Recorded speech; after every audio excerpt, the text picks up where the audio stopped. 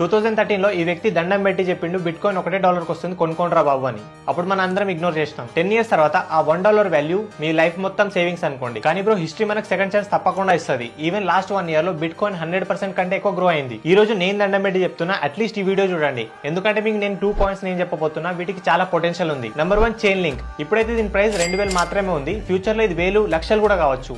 ఎందుకంటే దీని అప్డేట్స్ చాలా క్రేజీగా ఉన్నాయి.